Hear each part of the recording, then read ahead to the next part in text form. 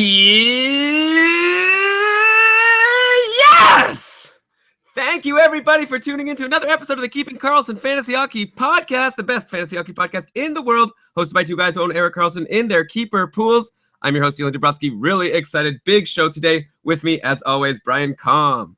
Hey, Elon. Hey, everybody. Thanks for tuning in to another episode that's bound to be incredibly contentious. Elon has warned me ahead of time. I actually warned him that we're going to spar over Cam Talbot this episode. And then he's like, well, there are a few more things that he's got a problem with about what I have to say. So I can't wait to find out what they are. And before we start, Elon, we're presented by Dobber Hockey. Of course, Dobber Hockey, the best fantasy hockey website out there, which is pretty good to be presented by the best fantasy hockey website out there. We're the best fantasy hockey podcast out there, hosted by two guys who own Erik Karlsson in their keeper pools. But yeah, Dobber Hockey is fantastic. I hope you guys have all been checking it out. Like every day, they have articles every day, rankings, and looking at different players whenever there's any moves. There's updates there, but definitely now that the season's underway, you got to use their tools. You got Goalie Post, getting you all the starting goalies every single day. Line combinations. I like looking at the real-time line combinations in between games, and so much more. It's a fantastic site. You have to check it out, dobberhockey.com. One thing that I use frequently to prepare for these episodes is their frozen pool player profiles. Like sometimes, you have to go, this place is the easiest way to find a player's shots on goal or point totals, and this place is the best place to go for blocks, but you have to go somewhere else for hits. The frozen pool player profiles pull all of that together. It's a really handy tool. I swear, I've used it for this episode. I use it for all our episodes, and you can use it to a very easy layout of all like the fantasy questions you have about a player. All the stats and information you need to answer those questions available on one page on those player profiles. I'm going a little long on this, Elon, because I truly, this is a tip. This is beyond an endorsement of Dobber Hockey because, we were presented by them and we're very happy about that. This is a fantasy hockey tip for everybody listening. Use them. They're helpful. Yeah, I mean, especially because you could see like the game log and you see what they did every game, plus what were their recent line combinations for the player. Yeah, there's a lot of information there. I like it. Brian, let's get down to our content. So much, like I said, to talk about this week. Let's start with the first fantasy hockey headline of the week.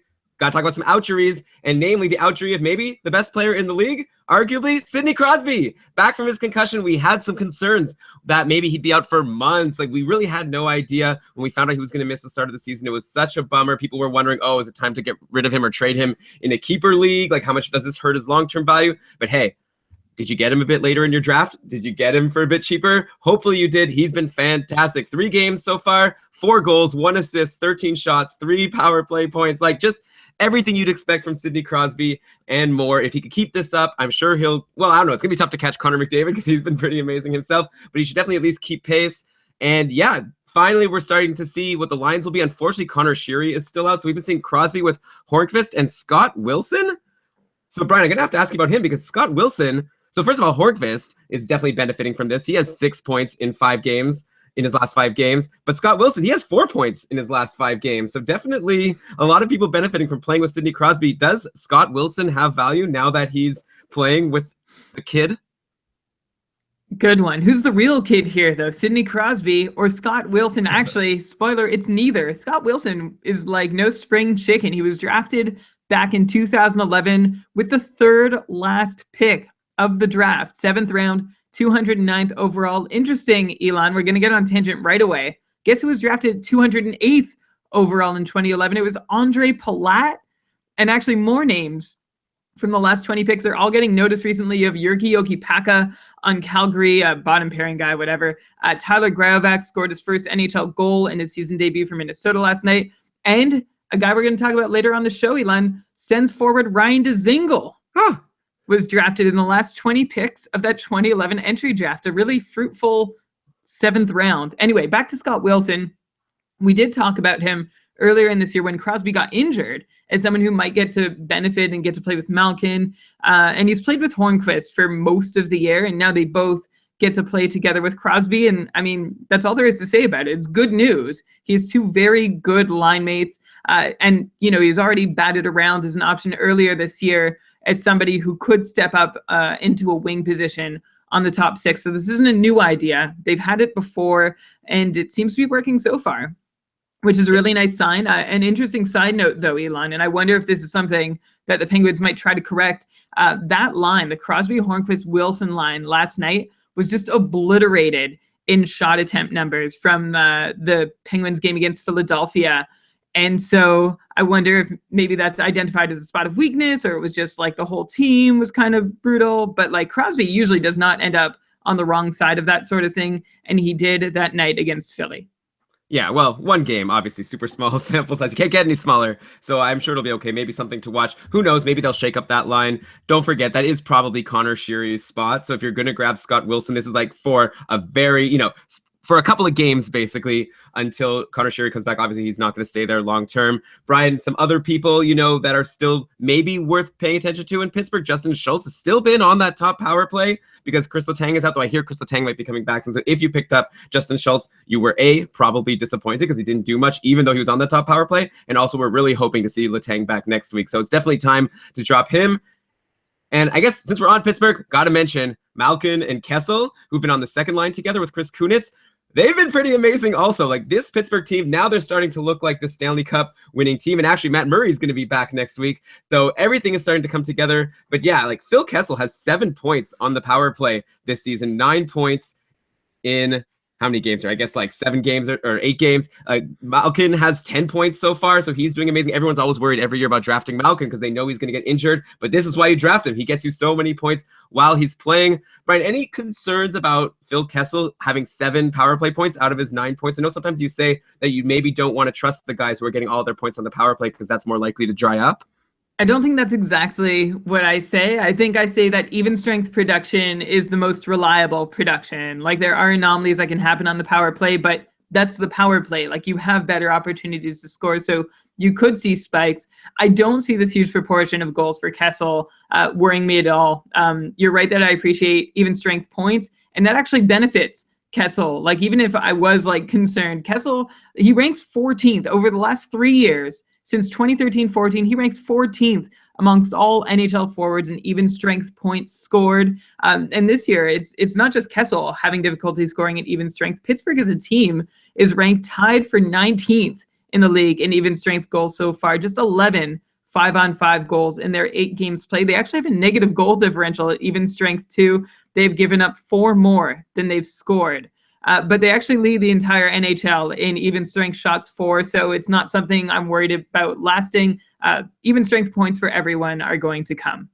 That's good. And the power play is clearly clicking. What an amazing power play. And soon they're going to add Chris Letang back to it, so it'll get even more potent. Okay, I'll give the actual number since I missed it before. 9 games played so far for Malkin, Kessel, and Hornqvist, and they've got 10, 9, and 8 points. So just an amazing season. Like I said, Crosby starting to catch up already.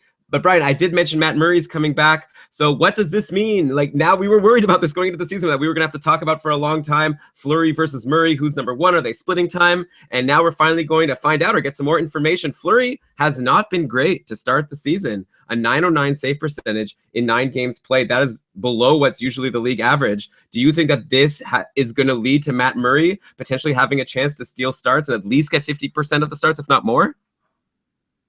So I don't know. Like, I don't know much more than I did at the start of the season about how Murray and Fleury will be split. Now that it's actually coming to pass, we'll see. I mean, you look at Marc-Andre Fleury, he's been a workhorse so far. Him, Cam Talbot, and Sergei Bobrovsky are the only goalies to have started every single one of their team's games so far. And Bobrovsky, by the way, the only one to have played every single minute for his team so far this season. But back to Marc-Andre Fleury, who's played all but like 27 minutes that Mike Condon filled in for.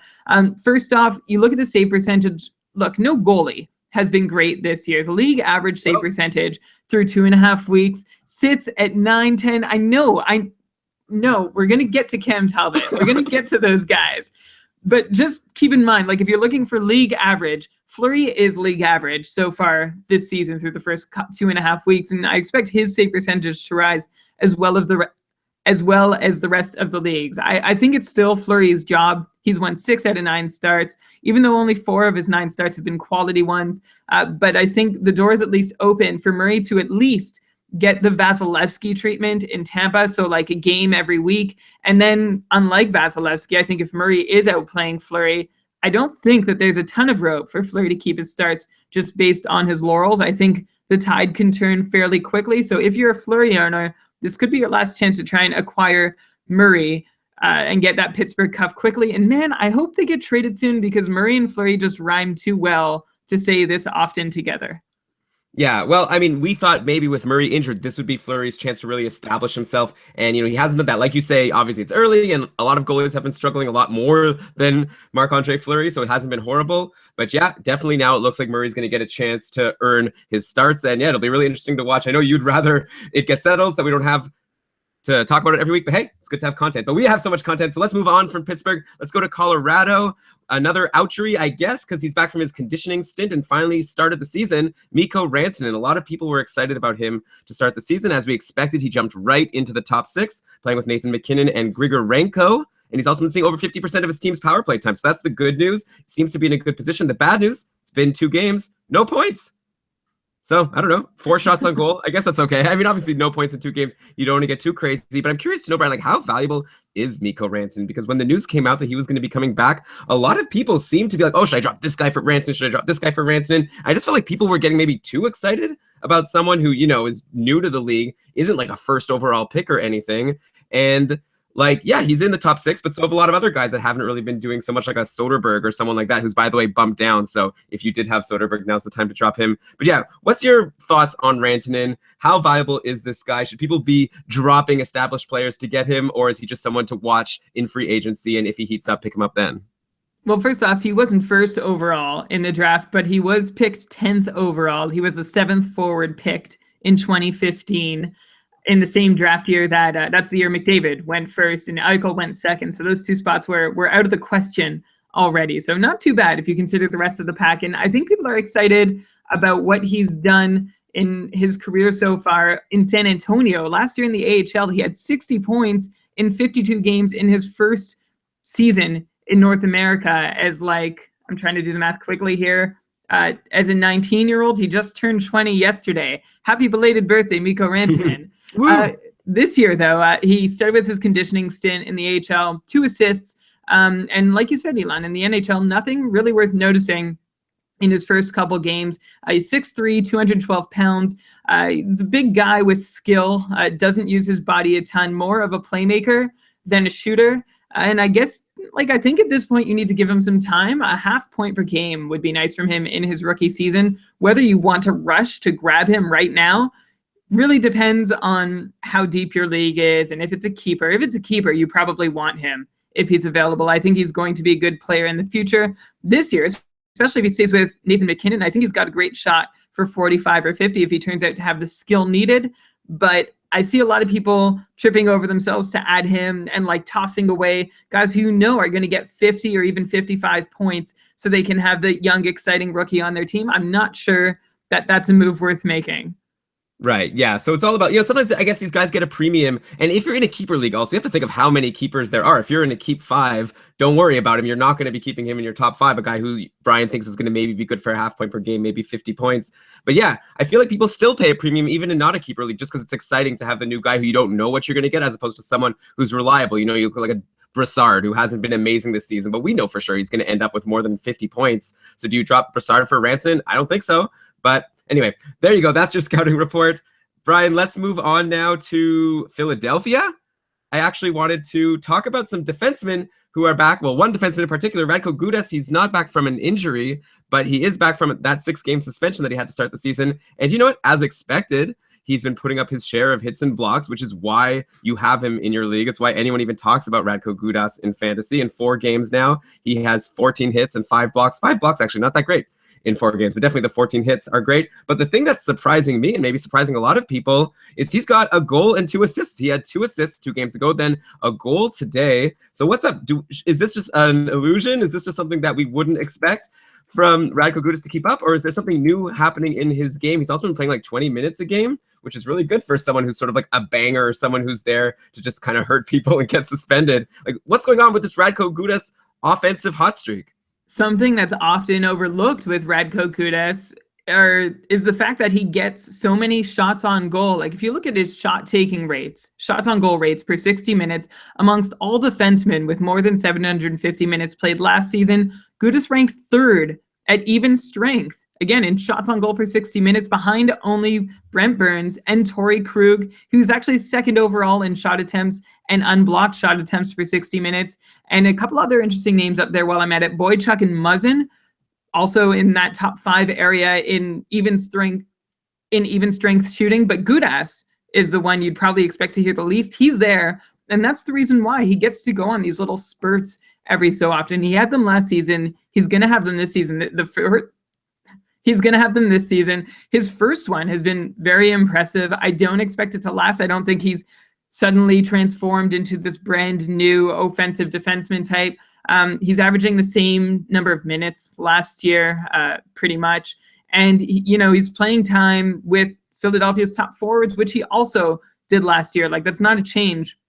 Some of his most commonly paired forwards last year were Giroux and Voracek and Shen, and that's going to happen again this year. So he's on the ice with good players who are scoring goals, so I suppose he's going to get some points. And, yeah, he takes a lot of shots. Maybe not the offensive sinkhole you thought he was with all those hits and blocks that he puts up for you, which is usually all that you're focused on. Yeah, so if you're in a league that counts, especially hits, a little bit blocks, but especially if you're in a league that counts hits, you want to look at Radko Gudas if you don't have him. He seems to be known now. He's a known fantasy entity, but maybe if you're new to fantasy hockey, take a look at this guy. It's always great to have someone that could provide you in your peripheral categories and maybe give you offense sometimes. But he's not the only defenseman on Philadelphia who's putting up both points and peripherals that I would have expected. Here's a guy, I don't even think I knew that this guy was on Philadelphia or even knew who he was going into the season. Brandon Manning. Brian, you're going to have to help me out with this because this guy, Brandon Manning, he actually has 7 points in 10 games on the season for Philadelphia as a defenseman, not even playing 20 minutes a game. Plus, he has 27 hits and 13 blocks. So it's actually like kind of better peripherals, at least for blocks. Yeah. Wait, one sec, sorry. Okay. Then Gudas. Now they're doing the math. Maybe it's about the same pace for hits and blocks, but also points. Like, who's this guy? Like, is it even worth asking who you would want more? It's kind of like talking about two kind of people you wouldn't expect to talk about on a fantasy hockey podcast, but Gudas versus Manning. I'm curious to get your thoughts. Well, for the aforementioned reasons, like shots on goal and consistent hits and blocks production, like peripheral help, it's absolutely Gudas. Manning is actually the same age. He's a 26-year-old undrafted defenseman playing bottom pairing minutes, although minutes are distributed pretty evenly across all 6D in Philly. Ghost Bear is the only one averaging more than 17 minutes there. Provorov is the only one averaging less than 16 minutes. Everyone else is in that 16 to 17 minute range. Manning's actually been in the Flyer system since 2011, 2012. So he's been bouncing around for a while before getting his shot last year, where he played 56 games, had some penalty minutes, couple hits, some blocks, some shots, a goal and 6 assists all of last year in those 56 games.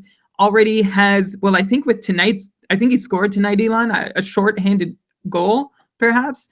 So he's actually matched last year's 56 game total in his first 10 games this year. He's also blocking at a slightly higher pace than he was last year. But again, last year it seemed like he would get maybe 2 hits per game, maybe a block per game, penalty here and there. So if you're looking for peripherals, he's still not that golden goose that you might be trying to find in free agency. I would still for sure go with Radko Gudas. And my answer about his offense is the same.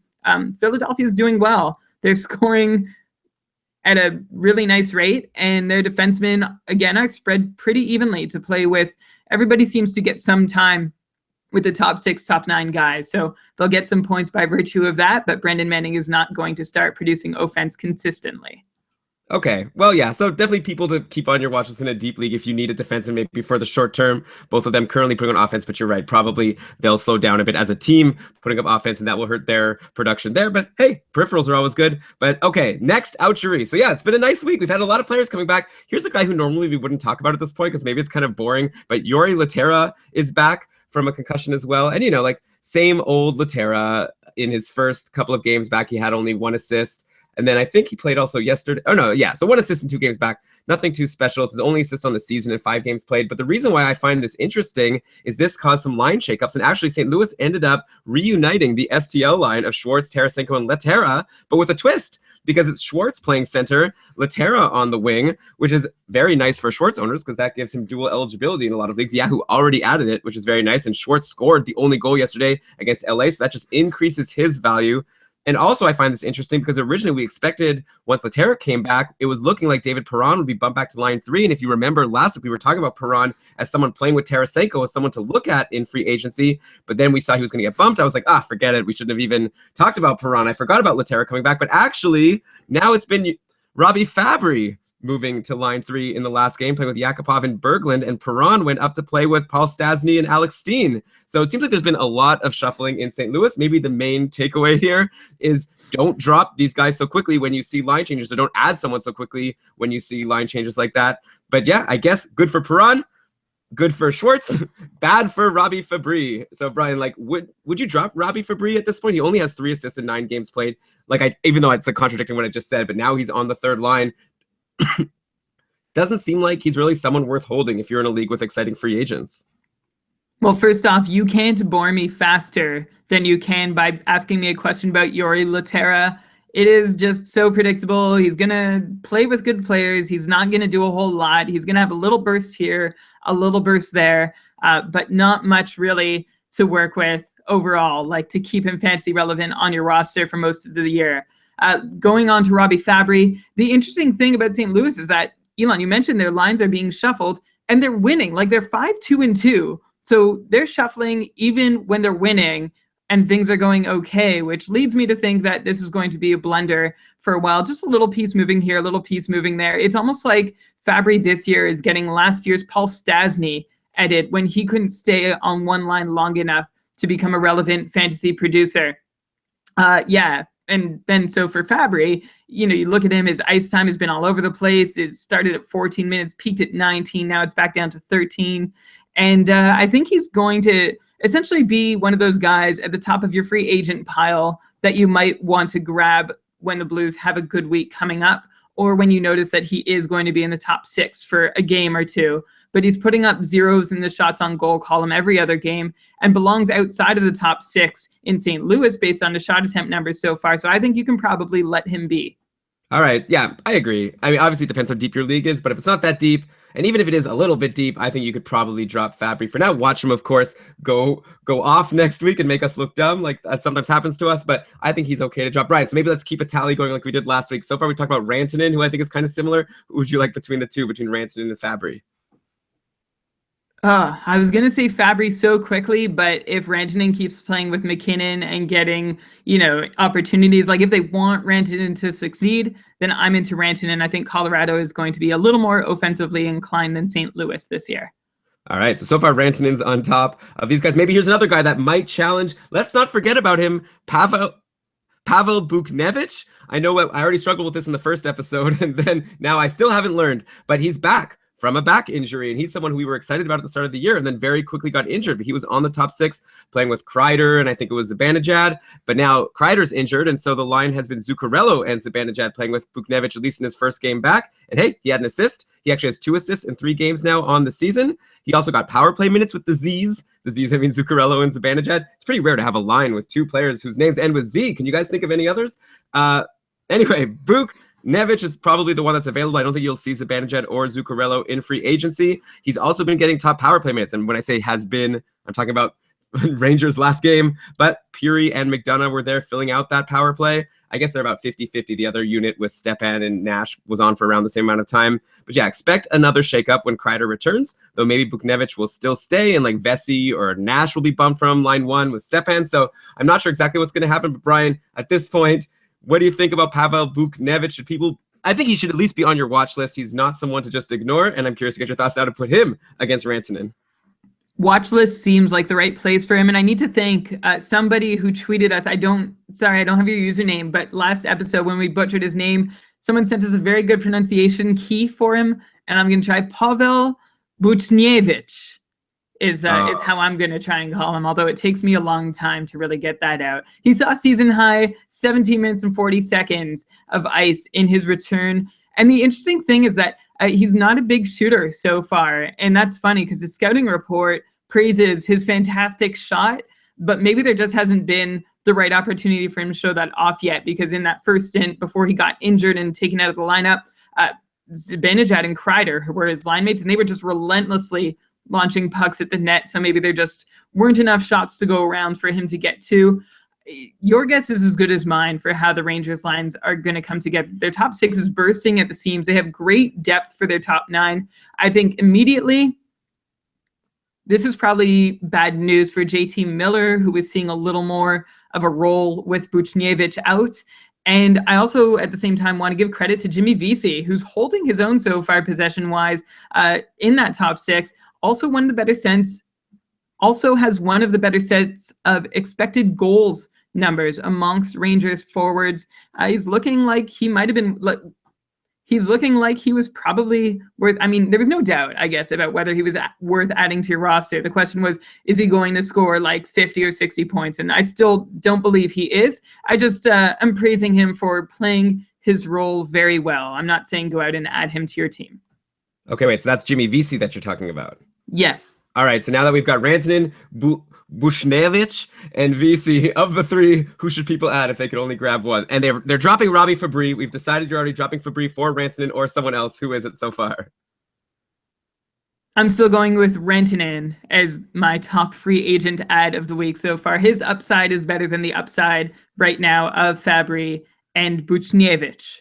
And Vesey, I guess. And well, VC, I just threw him out. All I said was he's doing a good job at what he's doing, which is not going to be scoring a lot of goals, like not fantasy relevant stuff. I'm just, at the start of the year, I anticipated maybe him playing in the bottom six, which would leave another spot open for, another like Buchnevich or whoever to step up into the top six. But he's earning the spot he's gotten so far, even though he's not going to become a scoring wizard. Okay, I got you. Okay, so this next guy, I didn't even want to talk about him. I didn't even have him in the outline for the episode. Then you messaged me saying, hey, why didn't you put Yuri Hudler there as someone who's back from injury? And I responded to you saying, yawn. Like, if we were talking about boring people, here's someone that bores me, Yuri Hudler, because he's been totally irrelevant. He played 2 games for Dallas to start the season. No points, no shots, like just nothing, even though he was in the top 6. I guess it was on the second line. He comes back yesterday against Minnesota.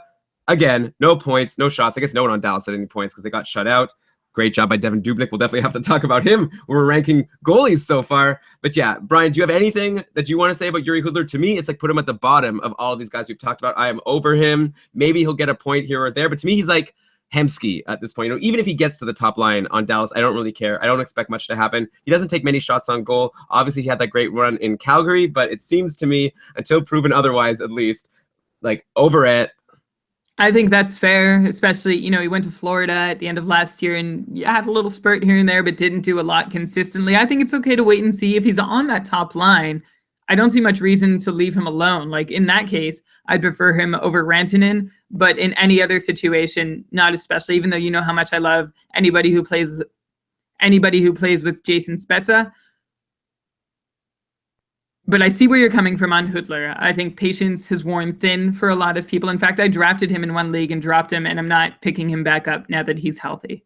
Yeah, that's fair. And a lot of Dallas is struggling right now. Like Sagan has 7 points in 8 games. Then there's Devin Shore somehow with 6 points in 8 games. If you could tell us something quickly about Devin Shore, Jamie Benn with 4 points. So actually, Jamie Benn struggling to start this year. Only 4 points in 8 games. I wonder if he's a good buy low. I'm not worried about him. I'm not even going to ask you about Jamie Benn. You want to give us a quick rundown on Devin Shore? I think you mentioned that you wanted to talk about him this week. Yeah, I did. We were going to get to him later, but why not now? Late second round pick in 2012 of the Stars. He finished college 2 years ago. He's in his second full pro season this year. He only had 23 games last year, though, with the Texas Stars of the AHL. Got in 3 games with Dallas last year. And actually, I think this year he only got to start the season in Dallas because of the injuries they're facing. And sure enough, he promptly picked up 6 points, a goal, and 5 assists in his first 6 games. He even had a turn, like a spike in his fantasy value when he was the 4th forward along with Ben, Sagan, and Spezza on the first power play unit with the Stars. He's still seeing power play 2 minutes right now. Unfortunately, not power play 1 minute anymore. But, he's just worth mentioning as a rookie who had a really strong start, 6 points in 6 games, but it happened very far from the spotlights that are fixed upon Patrick Laine and Austin Matthews. So nobody really heard about it. Okay, now you've heard of it, but I'm assuming we're not picking him up. We still want Rantanen, the best of everyone. We're not going to be bumping him for Devin Shore. No, but like I said, maybe first line Yuri Hudler. Okay, no. Because also the thing with first line Yuri Hoodler is he's just going to get bumped after one game. At least Rantanen's going to stay in the top 6, it looks like. At least I think he has a better chance to. This Dallas situation, by the way, is so crazy. They haven't been scoring goals that much. And anyways, if you want the update, currently the person playing with Sagan and Ben is, drumroll, Patrick Eves. Back from injury, went back to the top line, sure. Spezza playing with Roussel and Faxa. Oh my gosh, like when you have Patrick Sharp injured, all of a sudden Dallas looks very, very shallow. I don't think this is like the for sure cup contender or playoff team that a lot of people thought they would be, especially since their goaltending isn't that great. Brian, I don't even want to talk about this team anymore. Oh, except maybe Klingberg. People are really worried about Klingberg and messaging us all the time. Have you changed your opinion on if Klingberg is a snoozer? Like, I mean, obviously you don't want to drop him, but people are wondering if they should trade him for guys who going into the season you'd be crazy to consider trading Klingberg for. Are you sort of going to be don't worry about him, he'll be fine again? Yes. All right, we'll do that. I think there's going to be a lot of players that you're going to say that about. I don't disagree with you about Klingberg just because he has no one else really to challenge him for that top spot. So once they get scoring, he will too. And a team with Ben and Sagan's good to get scoring at some point. All right, there was our first fantasy hockey headline of the week. Outjuries. Let's go to the second one, injuries. So here we go. Before we get to our big debate about Cam Talbot, we have to tease it. And it might not even be that big, so we're probably overblowing it. But let's go to injuries first. One really big one is Zach Parise is apparently out week to week with a lower body injury. Here we go again. I guess when you drafted Zach Parise, like you knew this was coming. You weren't going to have a full healthy season out of him. He had been doing okay so far to start the year. And, you know, I'm sure you were happy having drafted him. But this is part of the process, I guess, of being a Zach Parise owner. And so now the lines obviously get shaken up in Minnesota. We're seeing Koivu with Pominville and Granlund for line one, and then Eric Stahl with Charlie Coyle and Eriksson Ek. So another one of these guys who maybe I hadn't heard of going into this season or didn't know much about. So we're going to have to get your thoughts on him because he's actually been not too bad. Joel Eriksson Ek, 5 points in 5 games played. Maybe this is in his last 5 games played, or maybe he's only played 5 games this season. Actually, I think that's what it is. That's obviously very impressive for him. And everyone else, like, I'm curious to know, actually, with Parise injured, like, who do you even like best on Minnesota? If you could have any one player on Minnesota that's not named Ryan Suter, who's been phenomenal. I don't know if you guys realize he has 10 points in 9 games. So Ryan Suter, an amazing start. And obviously Devin Dubnyk, let's say not available, but one forward on Minnesota. You could have Charlie Coyle, who has 7 points in 9 games. You could have Eric Stahl, also 7 points in 9 games. Granlund has 5. Koivu has 5. Pominville, forget about Pominville. He has 4 points in 9 games. So I guess maybe it comes down to like Coyle and Stahl. Like, who do you like best of these guys? And maybe you could also give a quick rundown of Eriksson Ek. I think you're going to like saying Eriksson Ek's name for as long as we get to. Eric Stahl would be my second Wild player that I'd like after Parise and Suter at this point. It's all coming true. What we were hoping would be a bounce back opportunity has been that. So far, he's looked really good. Hi. 7 points in 9 games played so far. A penalty differential of +8, which is a little underrated aspect of what he's bringing to the table. And he's leading his team in on-ice expected goals for percentage, which is a good thing. Just trust me on that. As for Zach Parise, I just want to go back to him. He had 6 points in 8 games before getting injured. 28 shots on goal, though. I think he single-handedly won weeks when he had that 10-shot game against the Islanders where he scored 2 goals. So that's even better than just a 10-shot game. And anybody who's so distraught about his injuries, like, yes, he has a reputation for missing time like Evgeny Malkin, but he's only missed 20 games over the last 2 years. So that's not too bad. And I'm kind of hoping that this is him getting those man games lost out of the way. In the meantime, it's been a good opportunity to see more from Eriksson Ek, whose leadership we saw praised in the early training camp sessions. And he's the first-round pick of the Minnesota Wild in 2015, 20th overall. This is his first pro season in North America. He played 1 AHL game before getting called up, scored a goal in it.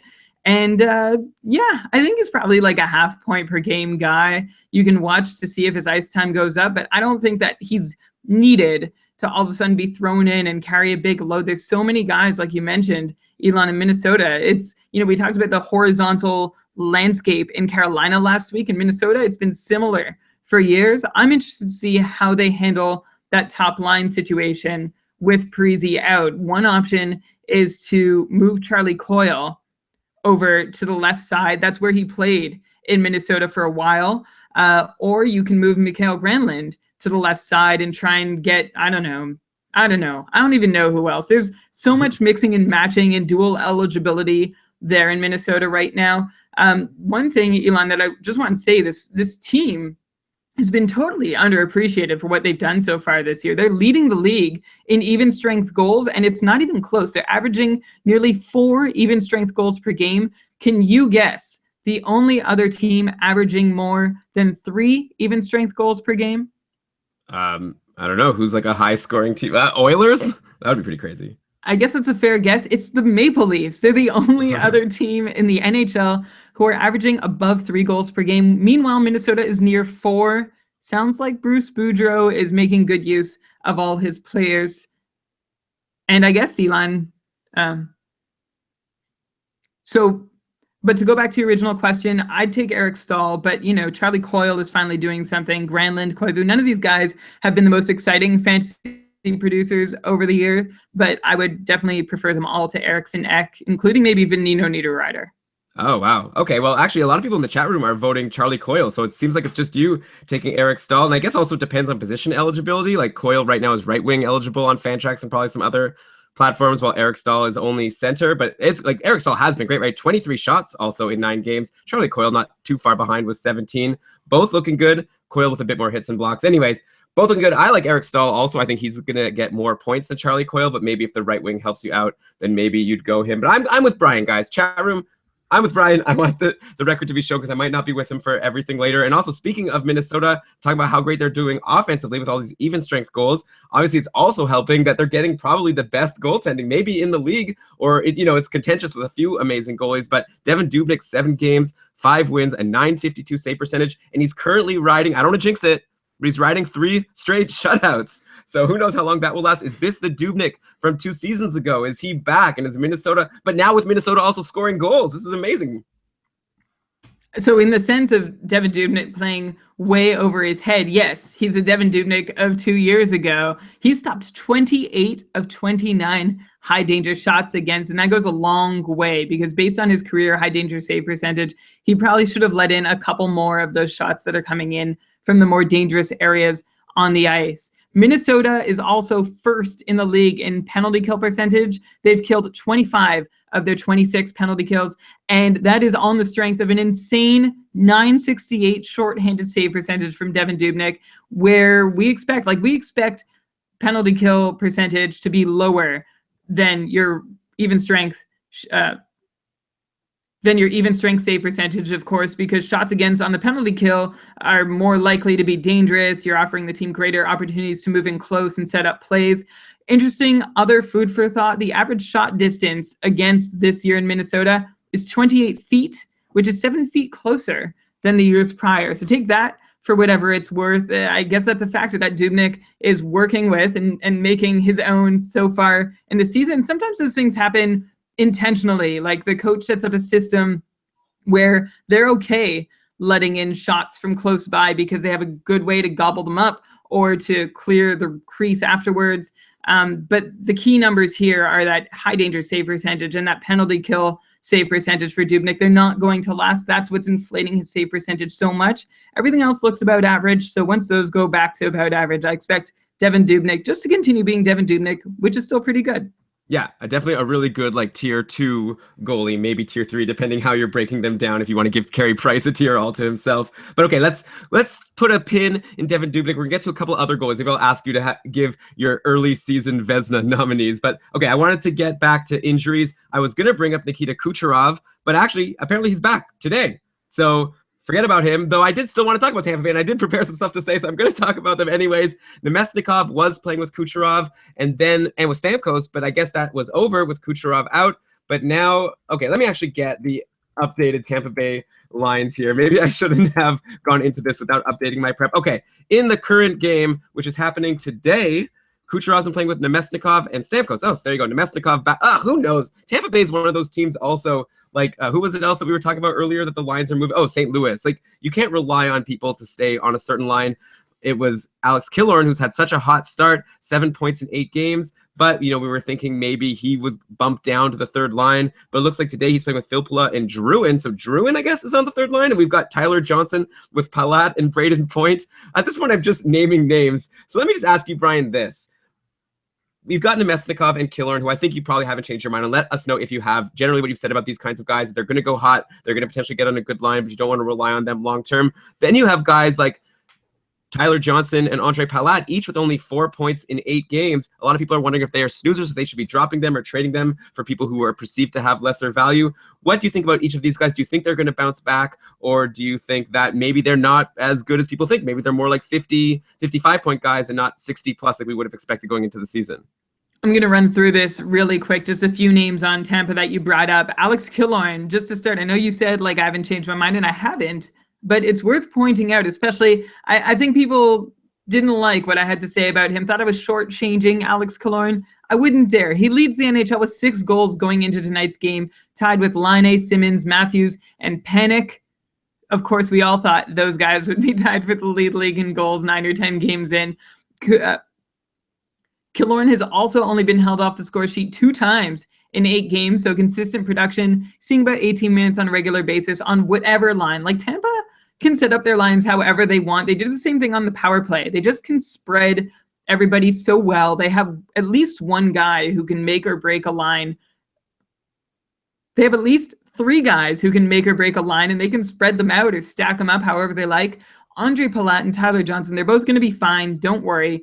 55 points should be a reasonable expectation. That is what I hope is going to be their floor for the season, despite their slow start. And then you have Braden Point, who is playing on, I guess, Elon, what you might have just called the second line. He's a rookie, taken in the middle of the 3rd round back in 2014, was just in junior last year, got a few games in with the Tampa Bay Lightning affiliate in Syracuse, and now he's in his first full pro season. He was only expected to be there temporarily until Ryan Callahan returned, but he's making a case to stay, even with Callahan's return looking more and more imminent. He's played mostly with Phil Pula, and then also Alex Killorn when Killorn is not on the top line. Now that's different tonight, of course. But listen to some of his offensive numbers so far for Braden Point. He's 3rd on the team in shots on goals per 60 minutes. He's got a solid puck possession percentage, or let me take that back, a solid shot attempts for percentage. And he's ahead of Killorn and almost tied with Kucherov in on-ice expected goals for per 60 minutes. His actual stat line, not as impressive as all that. No goals, 4 assists, and 20 shots in the short season so far. So I'm not talking a must-add, but somebody worth noting, especially if you're looking for somebody in some deeper league who might see some opportunity either on the power play or at even strength. Right. And so, sorry, what was your... So, yeah, Braden Point looking good. Obviously, the thing with someone like him is he has good per 60 numbers, but I don't see his like time on ice really increasing this year because, like we've said, there's so many good players in Tampa Bay. Someone to definitely watch if an opportunity opens up, but like I wouldn't expect him to, capitalize and get more time to be able to put up more actual counting stats. Did you give your thoughts on Palat and Johnson though? Because I need an answer for all these people who are tweeting at us saying if they should drop these guys. Yes, I did. I said they're going to be fine. Don't drop them. Everything's cool. So far, you've said that about also. Who was it? It was someone I asked if he's doing badly and if we should drop him. Don't worry, guys, here in the chat room, or you can help me out, actually, and then I'll just edit this out, and it'll sound as if I'm totally smooth and awesome. Remember? And then you were just like, yes. And I was like, okay. And then I moved on. You don't remember, Brian? I do remember. Who was it? No, I don't. I remember saying that. I can't for the life of me remember who. All right. Okay, well, forget it then. I guess I'll just leave things how they are, and I'll just move on. Except I'll say, all right, so far, yeah, Brian, it seems to be your thing to say, yeah, don't worry about it with these slow streaks. If it's a guy who's established himself, how many games in general, because I'm going to get to a couple more of them before the end of the show, like how many games before you start getting worried that maybe he's not going to put up the production we expected? Clearly, 10 games isn't enough for you. Here, 8 games actually for these Tampa Bay guys, which I think is fair. 4 points in 8 games, 1 or 2 extra points totally changes the complexion of how we're looking at them for the season. How many games of, let's say, a half point per game or less before we have to get worried? Well, it's not just about the number of games, although the number of games I'm looking at is probably 20. If that's a little long for you to wait, I might feel a little more comfortable at the 15 mark. Rather wait till the 25 game mark. But it's also a combination of no scoring and poor underlying numbers. And, well, I mean, it's the same thing, though. Like, I can say that their numbers look good right now, but on the flip side, if they didn't look good right now, I'd still say it's only 9 or 10 games, so let's wait and see more. But still, there's no red flags. I'm looking for red flags. There's no red flags. I'm not somebody who easily gives up on an established player 10 games into the season, and I'm sorry if that makes this episode a little less exciting for you. Yeah, okay, that's fine. But you're the same the other way, because we're going to get to some players who are on hot streaks. Sometimes you also say, you know, you're good, you're consistent. You're like, go with the expectation until we see enough evidence to go otherwise. Maybe once in a while you'll miss out on a good free agent because you were holding on to your established guy. But overall, you seem to win your pools every year. So you must know what you're doing, even if every once in a while you're like, I missed this guy and I held on to Yuri Hudler because I thought he would do something. But you did drop Yuri Hudler, so you're not that bad. Okay. I'm trying to learn. I'm always trying to get better. Yeah, all right. So then one other injury, I guess I'll mention, Thomas Vanek. He's out week to week, which is a real shame because he was having, you know, such a great start to the season. And like, especially with the power play time, I really thought that he was a smart ad for me. I grabbed him in the cupful and I was really happy with what I was getting. But I guess I should have known that he's Thomas Vanek. He's older. He's going to get injured. But, you know, so that affects the lines, I guess. He had 8 points in 7 games, by the way. That's what I wanted to say about Thomas Vanek. Now that he's gone,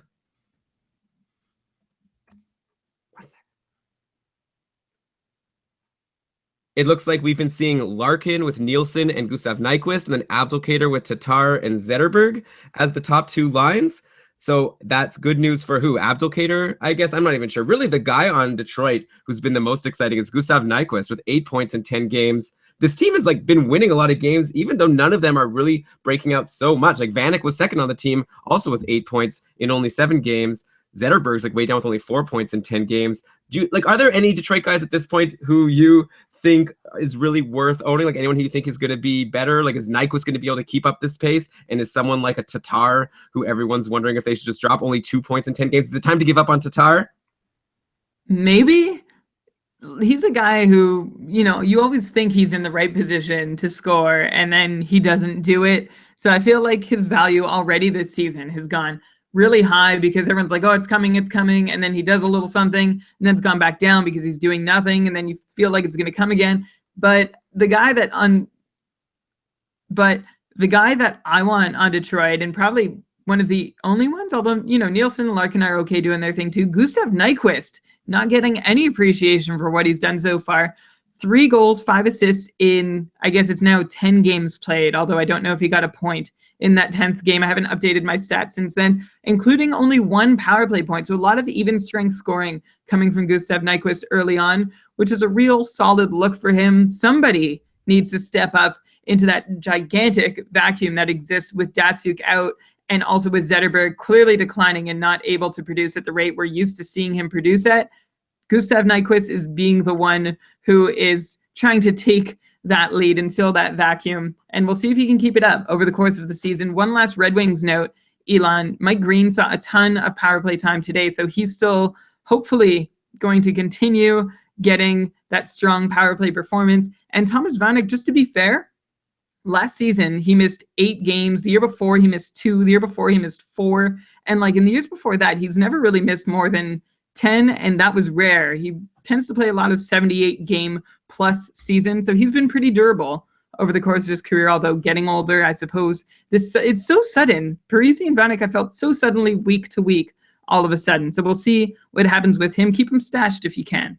Yep, I've got him stashed in the Keeping Karlsson Ultimate Patron Fantrax League. Mike Green, you brought him up. He's actually pointless now in 5 games after that really hot start. I guess that's to be expected. Especially Detroit actually hasn't scored many goals recently, like 2 goals when they lost 5-2 against Florida today, and then they lost 1-0 against Boston yesterday, and they won 2-1 against St. Louis. So not many goals coming out of Detroit. So that's obviously going to hurt Mike Green's chances, but probably still worth holding on to. We're still waiting for Nicholas Kronwall to come back and see how that affects Mike Green, but I wouldn't drop him just yet. But once Kronwall comes back, you might want to have your trigger finger on him if you have someone exciting in free agency. Okay, that's it for outjuries. Next, how about we talk about some roster moves? I guess there's one really big one. Hampus Lindholm signed with Anaheim, and I saw a lot of people rushing to grab him. And Brian, to me, this is kind of like a Rantanen question. I was wondering, why are people so excited. Like, I get, yeah, he's a good player. He's actually a really good defenseman. From what I've seen, he's like a really good defenseman in real life, maybe even when it doesn't show up in fantasy. But as far as fantasy goes, career high of 34 points a couple of seasons ago, only 28 points last year. He still seems to be behind Fowler and Vatanen for power play time. At least that's what happened last year, was Lindholm usually on power play too. So does he like really have so much value for fantasy that people are dropping, maybe like a Mike Green to pick up Hampus Lindholm, who they're excited to see get into the Anaheim lineup? I guess I'm curious.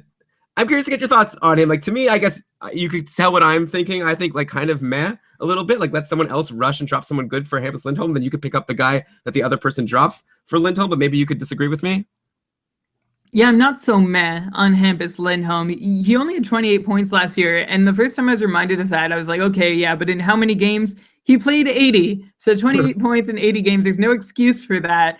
Then I looked a little deeper, and I found that his even strength shooting percentage was 2.22%, which is very low. It's a third of his career average of 6.5%. Even for a defenseman, you expect a greater than 2% success rate shooting. He also had unusually low individual points percentage, and that's why he only had 13 even strength points last year, which is awful over 80 games. He relied on his 15 power play points to get all the way to 28 points.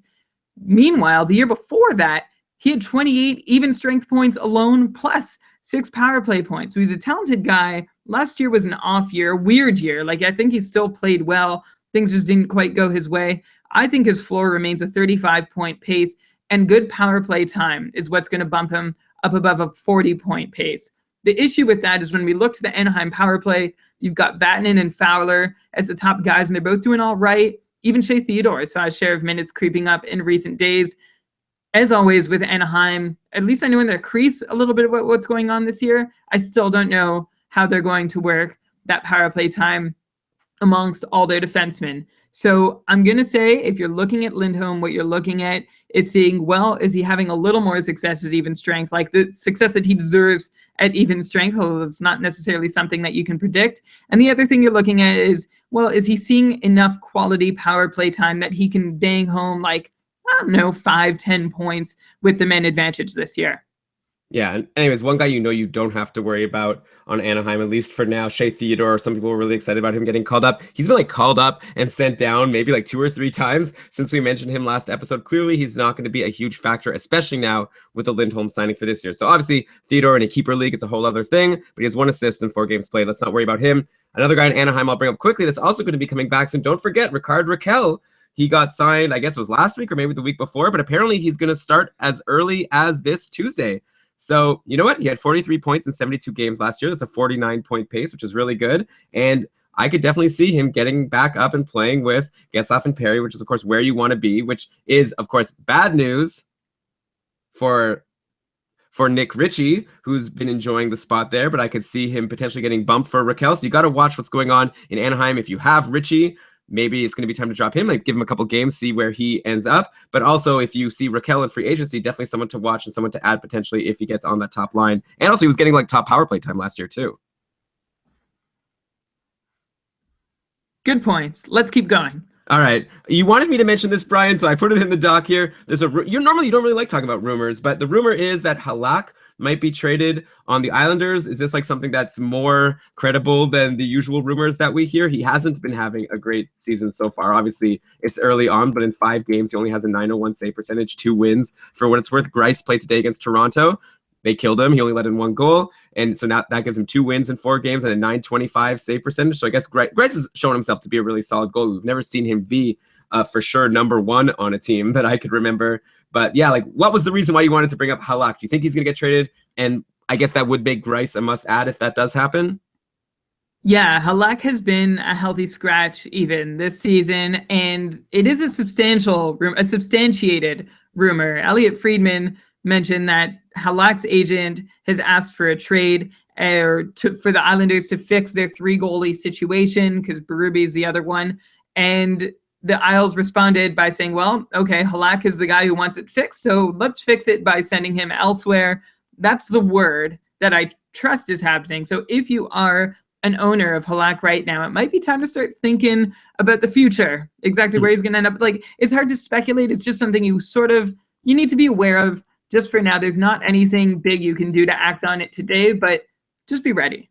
Yeah, well, here in the chat, Avir is saying Halak to Carolina makes sense. Well, anyone will do better on Carolina than Ward and Lack have been doing. So yeah, that would make sense. Obviously, LA is the name that comes to mind for a lot of people. Dallas is obviously always a team that we think of needing a goalie. I don't know if they could really, unless, you know, somehow Niemi and Lettinen got sent back to the Islanders, which wouldn't make any sense. So I don't think he'd be going to Dallas. It'll be interesting to see where he'll go. Not too many teams need a goalie, and especially not these next few teams, because I want to talk about, Brian, some goalies that have had amazing hot starts. We already talked about Devan Dubnyk, but of course, maybe we have to talk about the guy who, okay, first of all, we already talked about Carey Price last week, so forget about him. I know he's been amazing. He's been awesome. There's nothing more you can say. He's going to for sure be a Vezina candidate this year, but who's the person who will challenge him for the Vezina? Who are going to be the 3 people nominated? Right now, I'd say the case is being made for Devan Dubnyk and maybe Cam Talbot.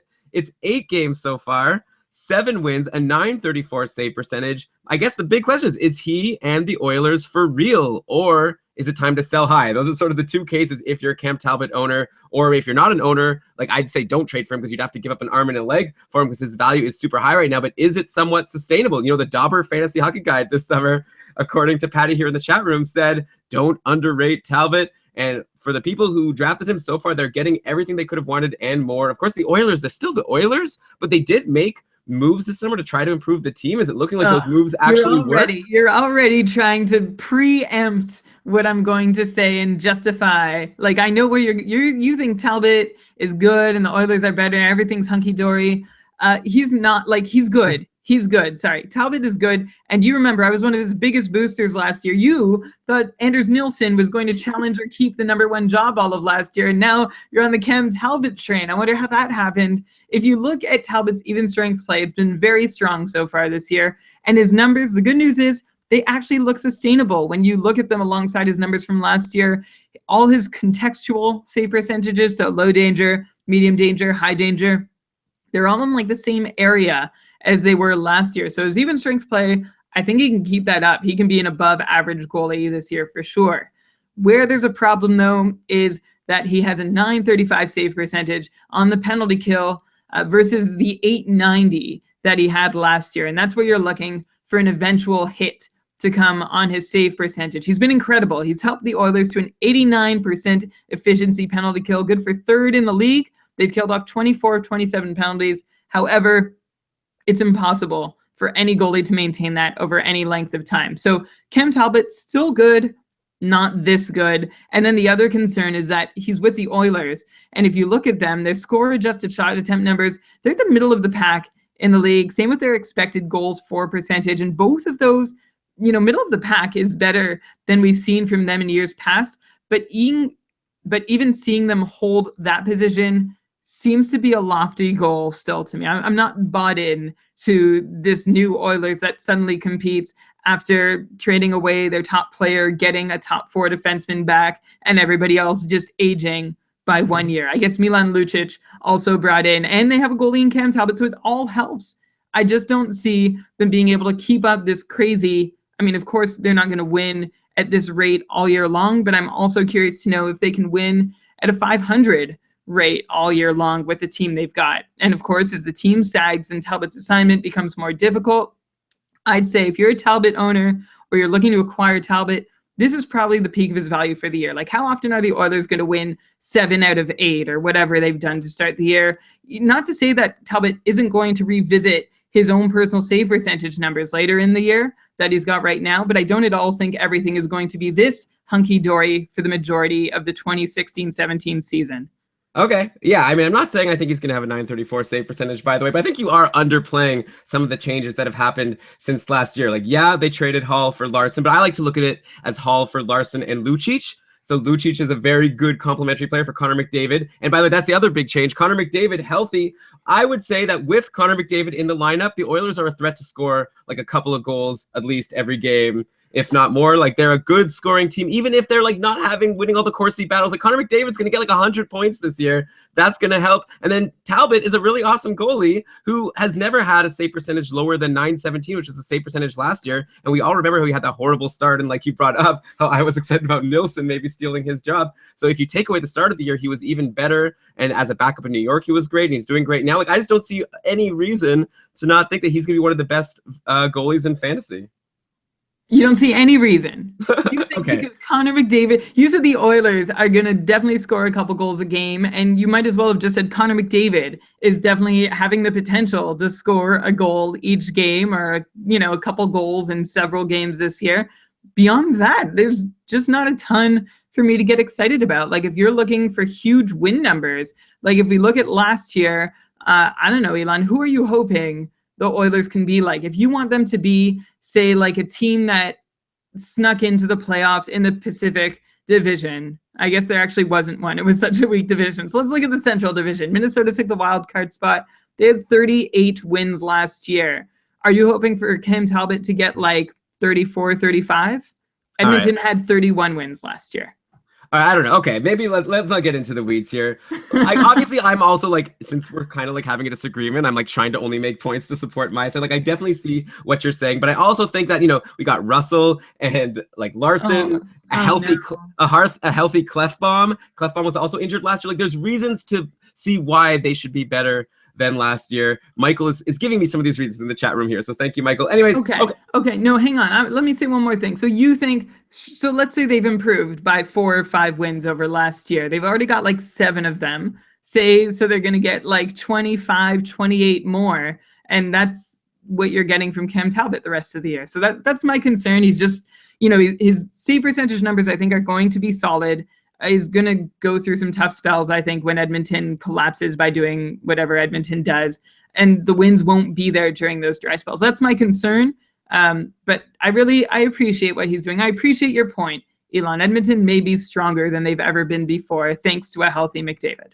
Yeah, and obviously, like, I have this like fantasy lens, so when I'm looking at players on a team, I'm thinking more in terms of like, oh, these look like they have a lot of good players, because I know that these guys are all like people I've heard of in fantasy. But the Oilers defense, like, it's not like a bunch of no names, right? Like, I'm seeing like Darnell Nurse, Chris Russell, Andre Sekera, Oscar Clefbaum, Adam Larson. Like, these are all decent players. I guess I know Chris Russell, you like laugh and say that he sucks, but I don't know, they got him for a reason, right? He must be something.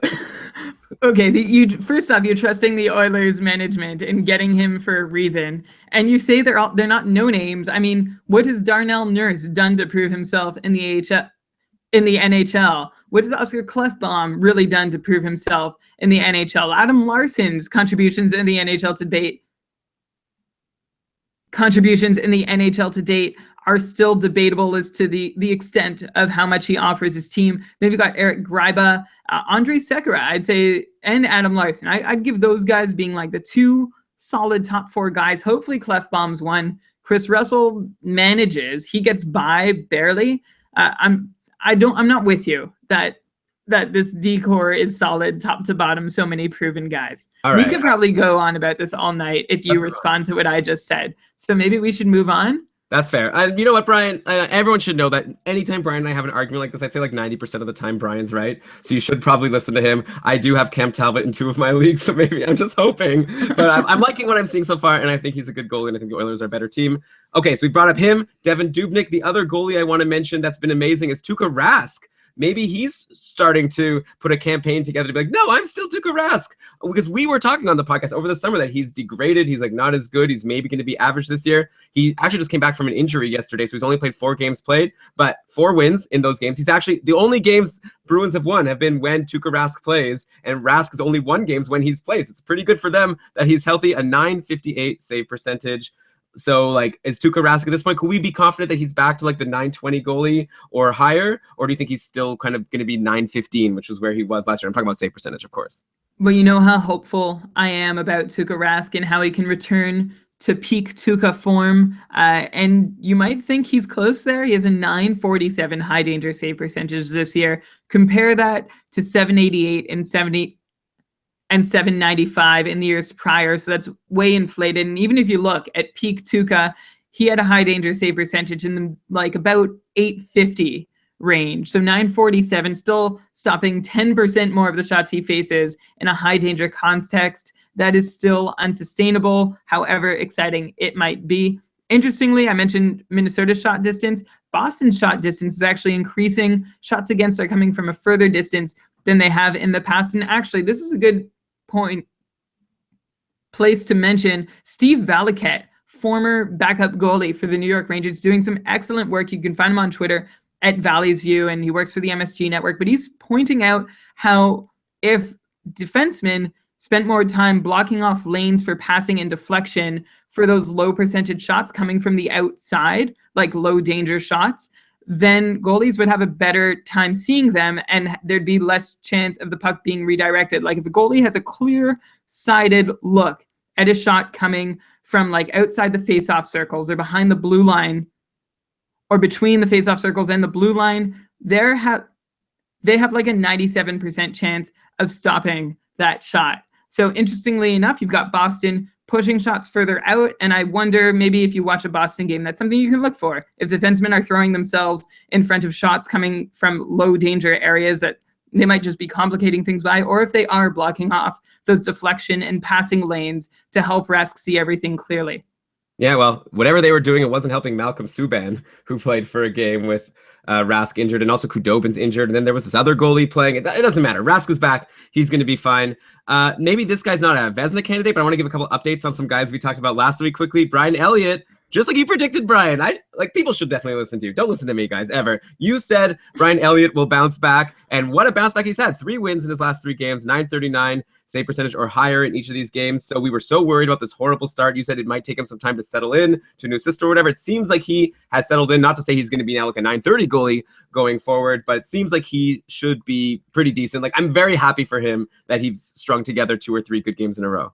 I appreciate your lauding me as being right. However, 2 or 3 good games in a row isn't enough for me to feel like I'm right. So, there might still be some peaks and valleys to come. And you're right a bunch of the time, too. Don't sell yourself short. All right, well, here's another one where maybe, okay, so here's one then, fine, I won't laud you. Maybe I'll insult you, and I'll say that maybe this one you were wrong.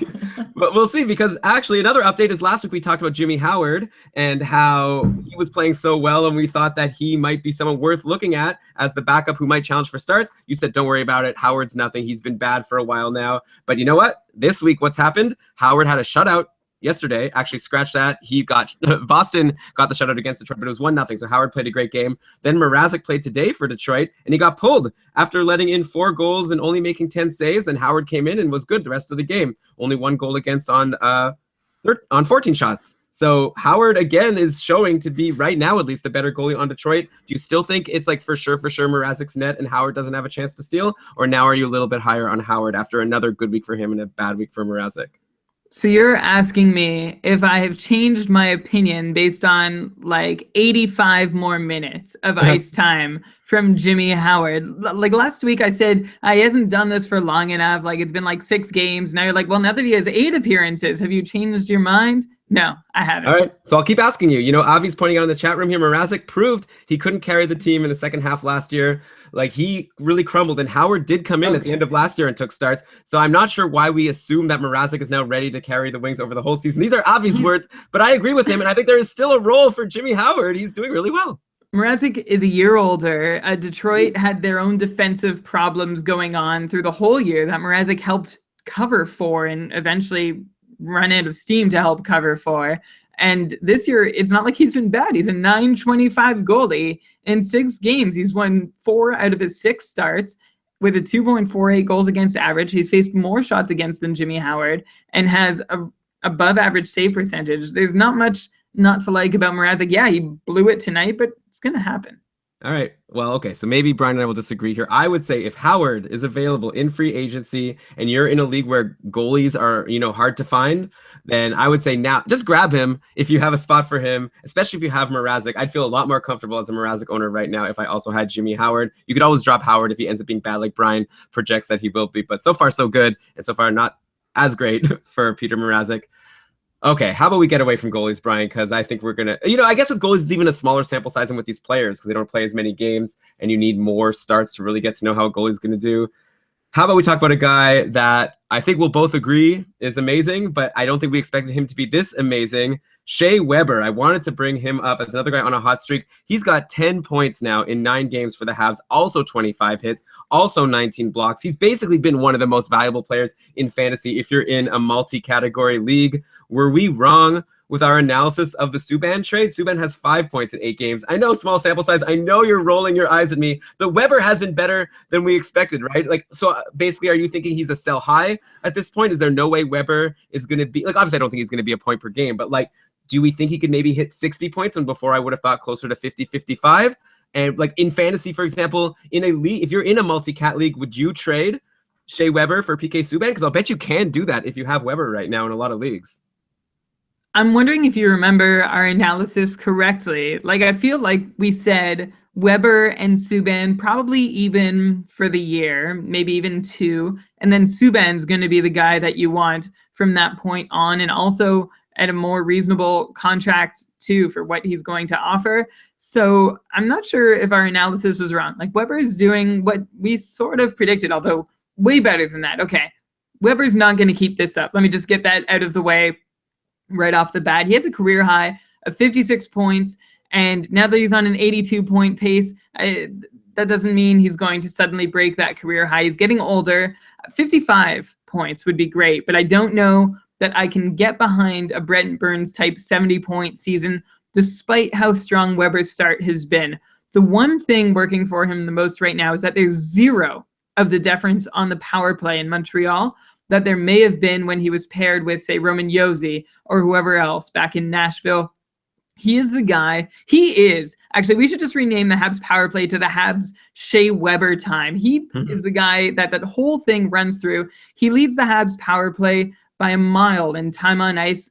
The Habs have spent 48 minutes on the power play to date this season. Weber's been on the ice for 29 of those 48 minutes, and that's like 6 more minutes than the next highest power play time on ice guy, which is Max Pacioretty. And on the power play, Weber is not just getting a ton of minutes, but he's doing incredible things with it. His shot and shot attempt rate stats are literally like astronomical. They're out of this world, like double what they've been for the rest of his career.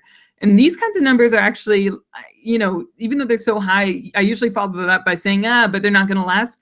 I'm wondering if they are, because he's doing something really incredible right now. And I feel like the whole Habs power play is built to make that happen. He's been responsible for roughly 2 out of every power play shot attempts that the Habs are taking, and responsible for an even higher ratio of the shots that are making it on goal. Like almost 3 out of every 5 shots on goal in the Habs power play start on Shea Weber's stick. So again, the Habs power play kind of is Shea Weber, which is very nice for him, especially because his even strength numbers are actually not very impressive so far. Lower shot rates there than he's put up in previous seasons, and he's even had a high on-ice shooting percentage. So a lot of you might be thinking that it's totally unsustainable and that I'm going to say, you know, he's old and getting rugged and ratty. I don't think so. I think if this power play role sustains, I'm really curious to see if he can keep running the show the way that he is. All right. Well, so I guess my question to you then, because I know actually you wanted to talk about the Predators at some point. So let me ask you, you have Shea Weber in the cupful, right? I do. So if someone were to offer you right now PK Subban for Shea Weber, would you make that deal? And maybe when you're answering why, you could explain what the heck is going on in Nashville right now. I wouldn't turn it down as fast as you'd think. I think I'd probably hang on to Weber right now. Like if somebody wants Weber, if they want to buy high on him, then you're going to have to buy high. I want Subban plus for what Shea Weber is doing right now. But I think Subban's going to be okay. The Predators, yeah, they stink so far this year. They are like so bad. They are last in the Central Division, 2 points behind 6th place Dallas. Everything's wacky in the Central right now, but the Predators deserve that standing. They're 25th in the league right now in score-adjusted Corsi. They're sandwiched between New Jersey and Vancouver at 29th in the league in even strength goals for per game. And they're just relying on their power play to get them anywhere. 10 of their 18 goals this year have come with the man advantage, and they've actually given up 2 short-handed goals. So their power play goal differential is not actually +10, it's 8 right now. You could say that their shooting percentage is low as a team, and that's a good sign that everything's going to balance out and they'll regress back to the mean and everything would be fine. But then we'd be glancing over the fact that they're in the bottom half of the league in generating shot attempts. So they need to help themselves before regression can help them all the way through. I think they're going to be fine. But it's a really interesting storyline that we didn't expect to see over the first 9 or 10 games. Like, I was so high on Ryan Johansson and Philip Forsberg. I wanted them both in a lot of leagues. And I guess I'm kind of lucky I didn't get them because they're not getting you any. They're not getting anyone very far. We've had similar questions about James Neal, if everything's going to be okay. Everything's going to be okay in Nashville. At least I'm 90% confident that it will be. I think it's worth waiting on. Look for their shot attempt numbers to get better and their possession numbers as well. If those stay in the tank for another 10 games, then that's cause for concern. Yeah, well, James Neal, you can't blame him anyways for shots. He's got 30 shots in 8 games, only 1 goal to show for it, but that's almost 4 shots per game. So if anyone's going to bounce back, I would hope it be him based on just shooting percentage. But yeah, not good for Nashville so far. It'll be interesting to see if they'll bounce back and how long it'll take for that to happen. I agree, it will happen. But I think you're right to take Weber over Subban. There's a lot of people pointing out in the chat here, Patty and Avi are discussing how, Josi and PK have been sort of canceling each other out because of the power play in Nashville. Like, it's been Josi on the top power play and Subban on the second power play. Avi pointed out here that Subban's power play ice time average last year was 4 minutes and 37 seconds. This year, only 2 minutes and 30 seconds. So it's almost like half the power play time. He was the number 1 guy in Montreal. Now Roman Josi, he deserves a lot of time as well. It'll be really interesting to see if Subban will be able to get to the same number of points as Shea Weber. I would have said for sure, if you're drafting, like, take Subban this year for points and Weber if you want to also get some peripherals. But now it's kind of looking like Weber might end up with more points. I guess we'll have to see. It's too early to tell. Obviously, you can't do anything about it either way unless you want to make this trade of Subban for Weber. But it looks like you're saying you would hold on to Weber. Yeah, you're buying low on Subban right now. Like, if I have Weber and I approach the Subban owner and say, hey, look, I want to make the deal that they made in the offseason, my Weber for your Subban, but I would want more in return, even though at the end of the season, I still think they'll probably end up about similar, like you said, maybe a few more peripheral numbers for Weber because he is the guy in Montreal, while in Nashville, that defense is so deep, there's no way that PK Subban can be the guy. Yeah, they've also got Ryan Ellis and Ekholm. Yeah, really strong defensive team there. Now they just need to get some offense. So let's go, Nashville. You're supposed to be a good team. Maybe some good goaltending would help, with which obviously Pekka Rinne doesn't seem to be able to provide. I guess since we're on Montreal, I'll quickly mention they've been shaking up their lines like crazy. The last game we had I always assume Pacioretty is going to be on the top line, and then it's who's going to be, sort of with him, who's going to center him. Is it going to be Plekanec or Galchenyuk, and who's going to be on the right side? Is it going to be Gallagher or Radulov? They ended up going Galchenyuk, Gallagher, Radulov for line 1. I guess Radulov went to the left side, and then Gallagher on the right. Anyway, and Pacioretty was on line 2 with Desharnais and Shaw. So if this keeps on happening, that's kind of bad news for Pacioretty, I would think. But great for Radulov, who not only gets to the top line, but he's also jumped to the top power play. He bumped Markov. They've been going 4 forwards and just Shea Weber. Radulov has been great. Like, he had that slow start, but is now up to 7 points in 9 games played. And we talked about his potential to have like 65, 70 points this year just because of how well he's been doing in the KHL. Then it was starting to look like, oh man, maybe people who drafted him kind of blew it, but no, he's back on that pace now. And also Galchenyuk is doing great with 8 points. Pacioretty, even though he's been bumped 7 points, definitely not too shabby. Gallagher with 7 points. So a lot of offense out of Montreal. And of course, like we've already mentioned, the best goaltender in the league, one of the best defensemen, this team. Yeah, things are going really well for Montreal right now, as they have for the starts of the last few seasons. We know how last one ended, although that was a Price injury that caused it. So we'll see if they can keep this up all year. Interesting to note about that line change shuffle. We have Alex Galchenyuk still in probably the best center spot on the team. So it's nice to see him maintain an important role, which is something we haven't seen him do yet in Montreal, or that's not on him. We haven't seen him being assigned to do by Michel Therrien.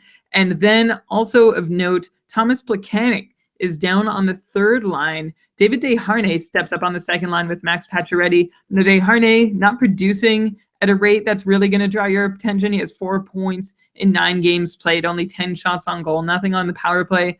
But he has looked pretty good so far this year. It's just worth saying. So I don't know that this is terrible news for Pacioretty. I might actually prefer Pacioretty to play with Desharnais than Plekanec. Okay, Brian, we're running short on time as always, and we have so many players I want to talk about. I want to still get into some of these guys who are on hot streaks and that might actually be available to you. We've been talking a lot about players who you can't pick up off of free agency. So let's just go through a couple more defensemen. Noah Hannafin. We got a tweet after the last episode. We were talking all about Carolina, saying, how are you going to talk up Carolina and not mention Noah Hannafin? That was from @Griffunk. And you know what? He had at that point had just a 3-assist game. And I was thinking, you know, I'm not going to start talking about Hannafin on this show when it's already so hard to fit all these players in when he's had like one good game. But you know what? Now he has an assist in each of his last 2 games. He's up to 6 points in 9 games. Okay, that's enough. Noah Hannafin, you get a mention. Does he have 40-point potential this year? He's still not on the top power play. But, you know, I know that, Brian, you picked up Michael Matheson in one of the leagues we're in. And I see them kind of similar, not on the power play, but defensemen that seem to be able to still put up points at even strength. Yeah, so let's start with Hannafin, who's got the pedigree, 5th overall pick in 2015. He just saw his season high of 19 minutes. Like you said, he's not seeing a huge role. He's been seeing bottom pair minutes for most of the year, modest power play 2 time, but he is leading the Carolina defensive core in offensive rate stats, ahead of even Justin Falk, though that might be a function of him just having played less than Justin Falk does and in less offensive situations. Mm-hmm. He also has the lowest on-ice expected goals for per 60 minutes of the group. So though Hannafin is getting a lot of pucks towards the net, the context of each chance, which is what expected goals for tries to measure, it doesn't really amount to anything special. Meanwhile, you have Michael Matheson in Florida, who's playing top 4 minutes on a regular basis, but seeing no power play time on ice. There's a bit of give and take there between him and Hannafin. Matheson is also ahead of Hannafin in shot-taking rate stats, enough to lead his own D-core in shots on goal and unblocked shot attempts per 60 minutes, and that's a D-core that includes Keith Yandel and Aaron Ekblad. And Matheson, unlike Hannafin, leads his defensive group in on-ice expected goals for per 60 minutes as well. Note that Matheson has also played 30 more minutes of even strength play than Hannafin, so I don't know, that adds barely any more credibility to these numbers. But what I'm saying overall is that Matheson has done at even strength something more impressive than what Hannafin has done at even strength so far, except Hannafin gets that power play time. So Brian, I gotta correct you here. I can't let you go on. Matheson today had more power play time than Keith Yandel. Avi's saying in the chat here, Matheson has seen 3+ minutes of power play time for his last 4 games. You got to update your numbers here. Matheson, not only is he doing so well even strength, he's getting power play time now. Oh man, that's embarrassing. I don't know what numbers I was looking at. Give me 1 second.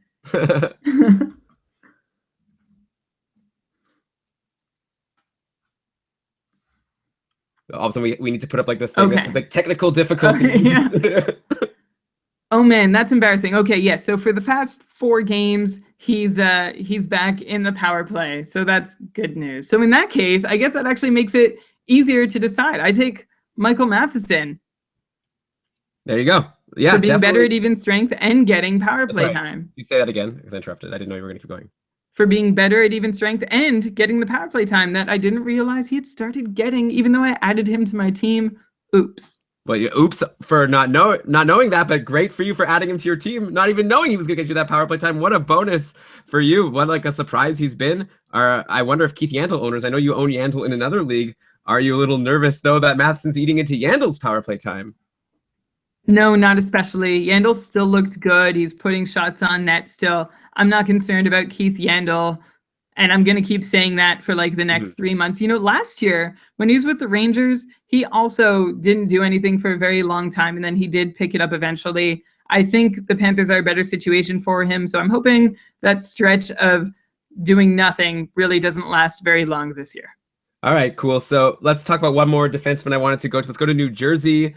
You know, if it were me, I'd maybe pass on Hannafin, and I was going to say maybe I'd pass on Matheson. Now it seems like you're into him. Right now, I think the guy that I would want more than these two is maybe Damon Severson. He's up to 6 points in his last 6 games, seems to be splitting power play time with Johan Ovitu, but Severson is the one taking advantage of it. Ovitu only has 2 assists in 8 games played. Well, like I said, Severson 6 points in just his last 6. New Jersey's offense seems to finally be heating up a little bit now. Taylor Hall, red hot himself, 7 points in his last 6 games. So, yeah, I think Damon Severson is someone, if he's available for you in free agency, maybe he's going to jump around and maybe lose power play time and gain it. But right now it seems to be working. So I would want him, especially in the short term. So it's funny that you bring all these guys up, Elon, because when I added Michael Matheson, I also had OV2 already on my roster, and Severson was available. And I had the decision to make, and I had to decide how many guys I wanted to add. Mark Streit was in the conversation. He had 4 points over a couple games, which was really exciting, but I don't know how well that's going to continue. Anyway, back to Severson, 13 shots in 8 games. OV2 has 22 shots in 8 games. Severson has a 24% power play on a shooting percentage. OV2 is at 8.5%. OV2 is at an 8.5% there, which is going to get higher or should be higher. OV2 has also been the better offensive generator at both even strength and on the power play, but things just haven't clicked for OV2 in the way that they have for Severson.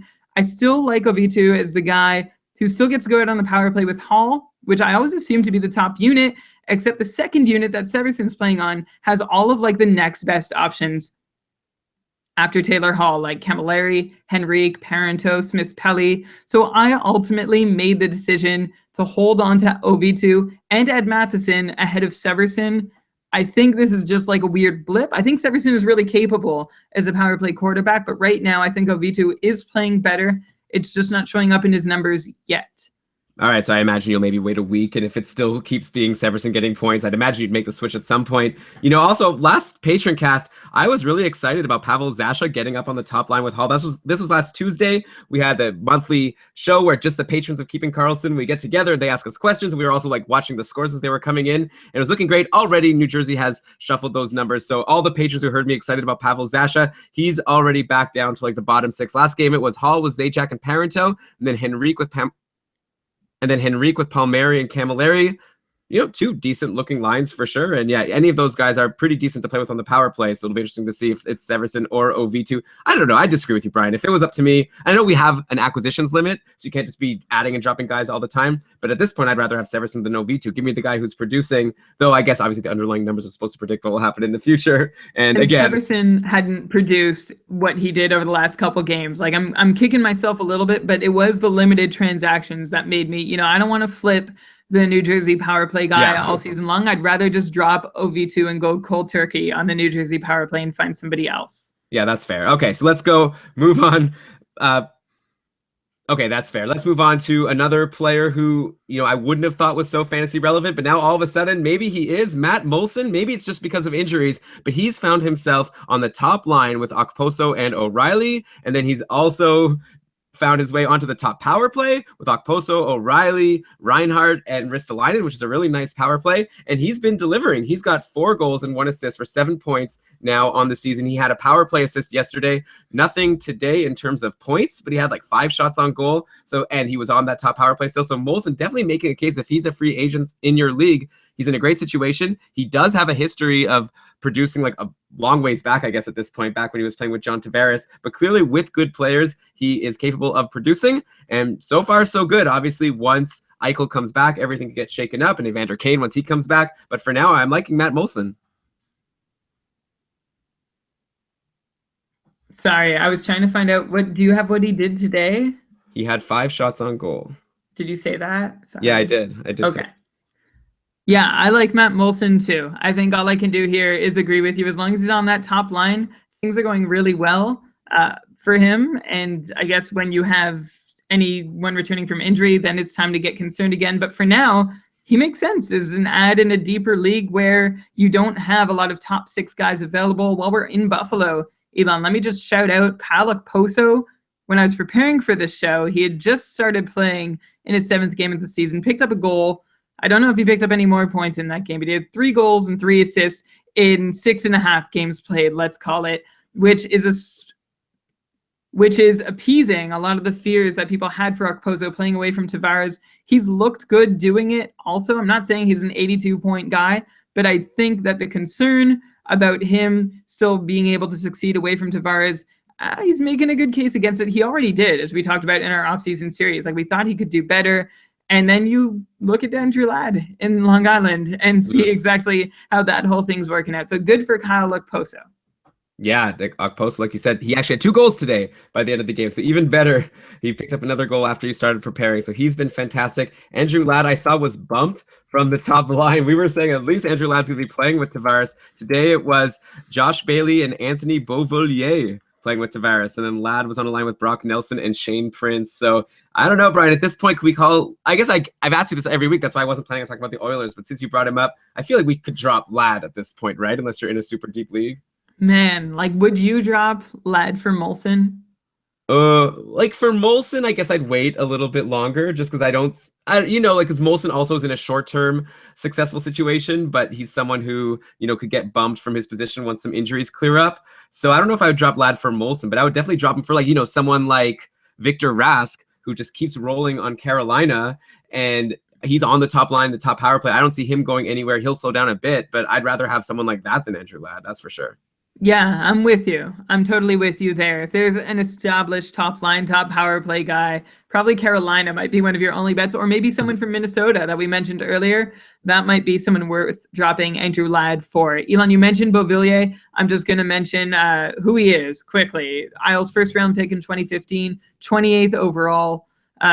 He had a goal and 4 assists in his first 6 games in very limited minutes, which is promising. And then he went scoreless in 2. 3 if he didn't score today. It's really hard when the games happen before we record. Anyway, it's nice to see, he's seeing some time with Tavares and Bailey, but hadn't done a lot with it as of the time that I prepared for this. He had 2 shots and 3 hits over that game that he played almost exclusively with Tavares and Bailey. Not a lot of power play time either. So he's still like a just watch guy, even though he is somebody who has a pedigree, who people think has talent to produce in the NHL. I'd rather see it before I add him. If you ask me, Rantanen or Beauvillier, I would choose Rantanen. Obviously, like if you've known anything, if you've been listening to Keeping Karlsson for a year, you know that whoever's playing on the top line with John Tavares, he's not going to last there. Doesn't matter who it is. I'm surprised Josh Bailey is still there. He's actually doing pretty well. Maybe he'll last a little longer. I'm sure by the end of the year, he won't be playing with John Tavares all the way through. Bailey, a goal today, by the way.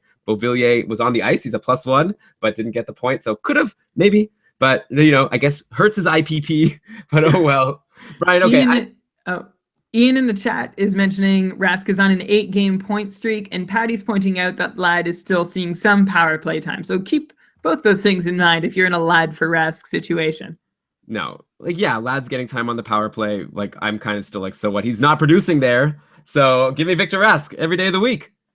And that 8-game point streak is fantastic. Good for him. Brian, I'd be remiss if I didn't have my weekly player. I wrote this. I'd be remiss if I didn't have my weekly player who I've never heard of, who's doing things. I've already mentioned a few of them. Let's throw one more at you. Ryan Dzingel on Ottawa. 7 points in 7 games. I could swear I've seen his name showing up on, updates. I follow at Goal NHL. Is it Goal NHL or NHL Goal?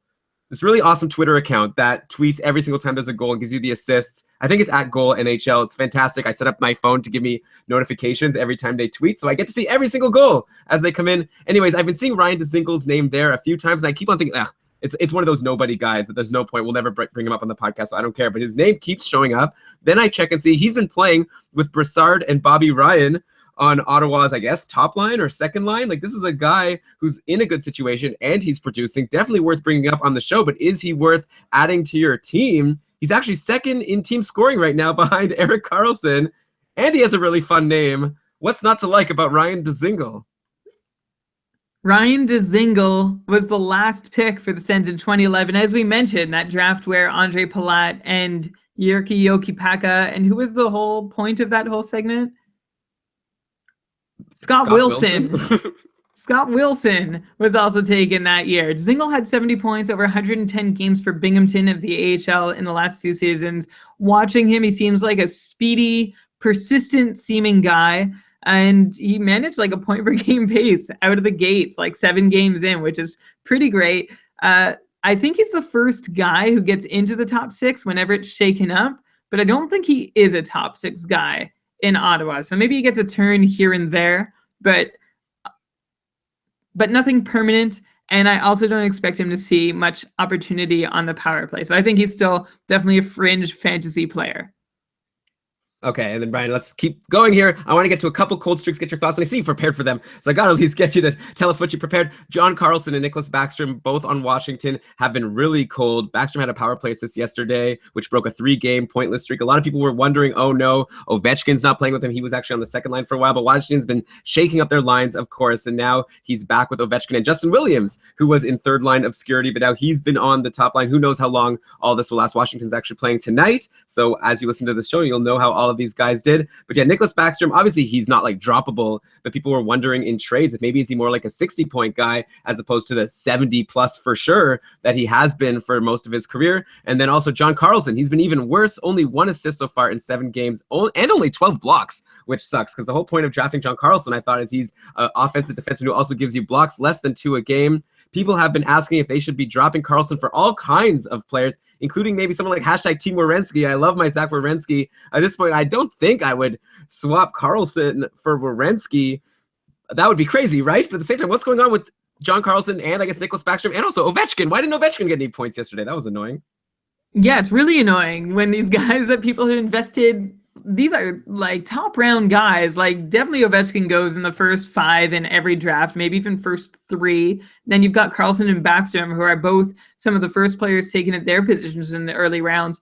Here's what's happening. Here's at least what I think is happening. Washington's shooting percentage on the power play the last 3 years, second on the league, second in the league, a shade below 15%.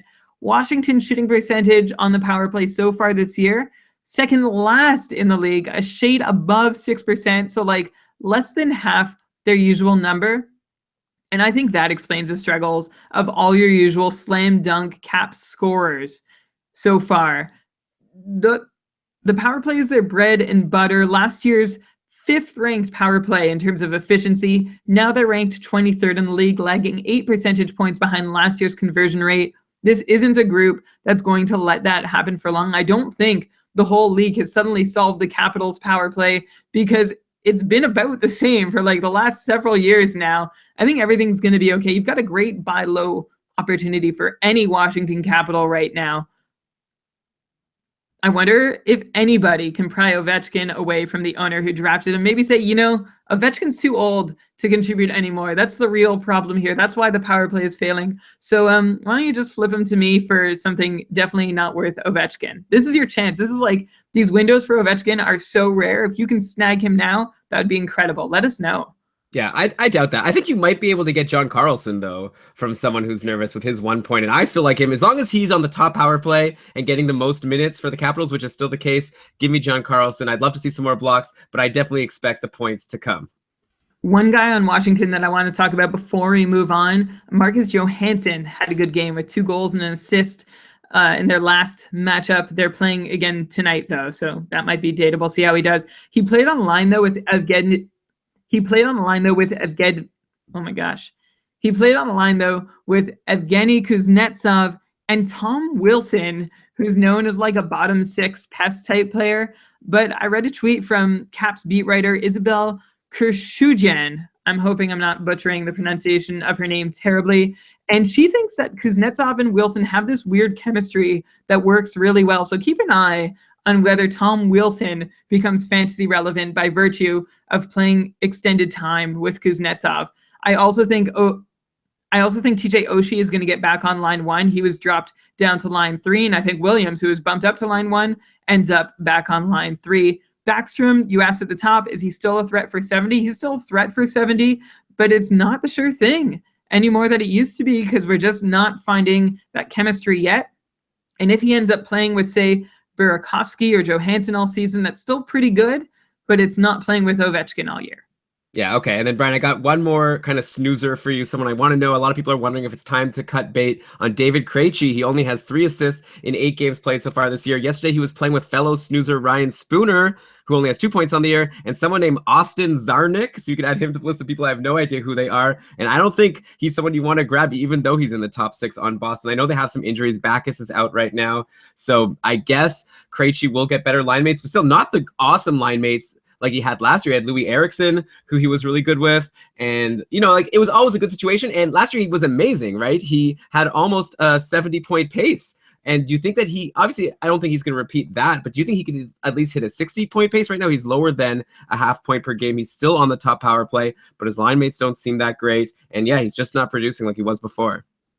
He's not. I think he's going to be okay, and I think a Krejci owner has to bide their time, which is what a Krejci owner has had to do for so many years with either a cold streak or an injury or something else weird happening. Last year, he got to play with Pasternak a lot, and Pasternak has graduated up to Bergeron's line. So that leaves Krejci with it was Danton Heinen for the start of the year, and that didn't work for several games. So maybe Austin Charnick will be a little better. I don't know. I'm just glad they changed it. The bright side is that Spooner hopefully sticks with Krejci and maybe they click together. The thing working against Krejci, aside from Pasternak's graduation, is Louis Eriksson's departure. Louis Eriksson had a big year last year, and David Krejci benefited from that. And then the Bruins got nobody similar to replace Louis Eriksson. So that works against Krejci in his quest to match last year's 63 points. I still think 55 to 60 points is safe because Krejci, he had 63 points last year, but he's had like 62 points several times in his career to date. So he's shown that he can do it under various circumstances. I also should point out that Krejci saw a huge proportion of Boston's power play time last year, like way higher than anything else in the last 5 years. He scored 18 power play points with that extra chunk. I could see him losing a few of those points if his proportion of power play time on ice amongst Boston forwards levels back out. Early indications show that it will, so consider that. So you've got a few things working against Krejci to sum them up. You've got Pasternak on the first line, Louis Eriksson gone and not replaced, and then less power play time on ice. I still think he's a really good player, though, so 55 points is still my floor for David Krejci, and I'm still hopeful for 60, but I grant that maybe I'm being a little too hopeful. Yeah, I don't know. I mean, all the things you're saying are making me feel less confident. It's like all these bad things, and then, but he's still a good player. But I believe in him. Yeah. All these bad things, but I believe in David Krejci. I don't know. I have him in one league, and there's some really tempting looking free agents. I don't know how much longer I could hold. I'm sure, Brian, you're in that league with me, so you would probably just jump on David Krejci if I dropped him. So my loss would be your gain potentially. Well, you can try to trade him to me first. We can see if we can work out a deal so I don't have to spend a transaction on him. All right, let me know. I'm willing to sell low right now, so throw me an offer. Guys, this has been a long podcast. I tried to make this shorter. I don't know how this happened. That's all the players I had to talk about. I actually just wanted to throw out really quickly. I don't even need you to respond. Nikolai Ehlers on Winnipeg, we were bummed about him being on line 2 and he was having a slow start to the season. Apparently, just today, he got back on line 1 partway through the game, playing with Weber and Scheifele. Wait, scratch that. He got back on line 1 playing with Wheeler and Scheifele. So that's great for Ehlers. He scored a goal. So if he's been dropped in your league, or if we've suggested, you could probably drop him and pick up someone else, that was because we thought he was not going to be on the top line. As soon as he gets back on the top line, you have to re-add him. I really like him if he's there. Obviously not great for Patrick Laine. So we'll have to see what happens in Winnipeg. But I think if you want to be cautious, get Ehlers back on your team if you can before it's too late. Yeah, and I'm going to move on to Vancouver, where Troy Stecher has been called up. I think he should have been on the first power play unit from the start.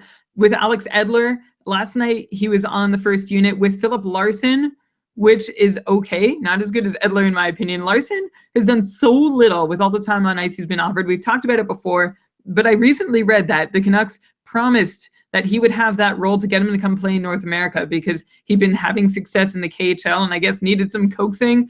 But Larson is a bottom pairing guy otherwise. Like, QBing the power play is the only thing he does for them, and he has been decidedly not good at it. Either, not to mention his even strength play not being strong either. So let's go back to Troy Stecher, who impressed in preseason and got called back up. He's looked confident and poised in the 3 games he's played since that call-up, playing top 4 minutes, and he saw 4.5 minutes of power play time on ice alongside Philip Larson on Saturday night.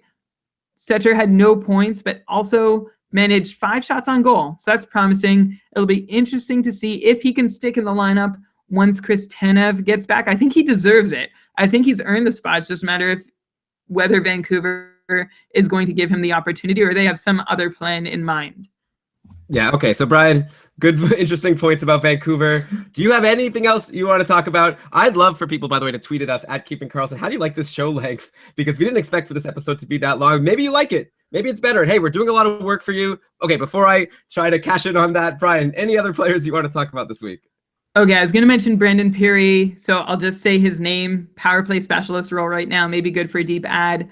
Michael Stone, I just want to do a little bit of an about face. I was skeptical about what he could do with Goligoski in the lineup, and he did pretty well, but then he got injured, so that doesn't matter now. We'll see what happens when he returns again to the lineup.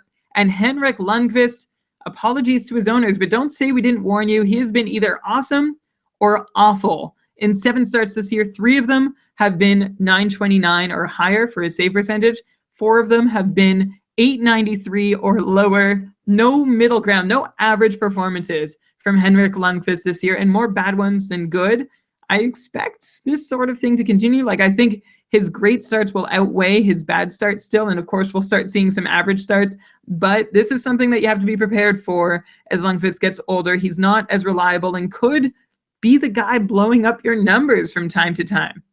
Yeah, well, and also Rangers are playing today against Tampa Bay. They won 6-1, and it was Antti Ranta in net. So a great game against Tampa Bay, 32 shots against and only 1 goal against. So I wonder if maybe Lundqvist keeps struggling. Maybe Ranta could get a few more starts, even just to spell Lundqvist. I don't think he's going to steal the job or anything. But yeah, if I was a Lundqvist owner, I wouldn't be too happy right now. Okay. With all of that, I want to thank you all for listening. Like I said,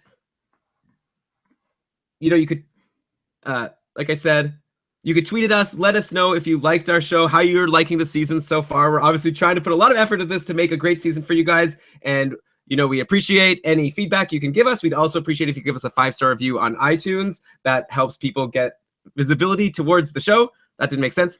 That helps bring some visibility towards our show. And then if you really want to help us out, you can become a patron of Keeping Karlsson. You could throw Brian or I a beer once a month at a bar. I guess if you're going to the LCBO, a beer is cheaper than $5. But for $5 a month, you can become a patron of the podcast, support the show that hopefully you like. I guess if you're listening to this part of the show and you've gotten through almost a 2-hour fantasy hockey podcast, you must like the show a little bit. So consider it, because you also get some nice perks. You could join our patron-only Facebook group where we're having fantasy hockey discussions all week long. We also have our monthly patron cast. We just had one, so you could become a patron, then listen to the one we did last Tuesday. Lots of fun nuggets there. Brian, let us close this out. I'm going to cue up the outro music. Why don't you go ahead and read us the credits? I will, but I just want to tell everybody, the thousands of people who are wondering what the LCBO could possibly mean, that's the only place where you can buy alcohol in Ontario, where this podcast is recorded.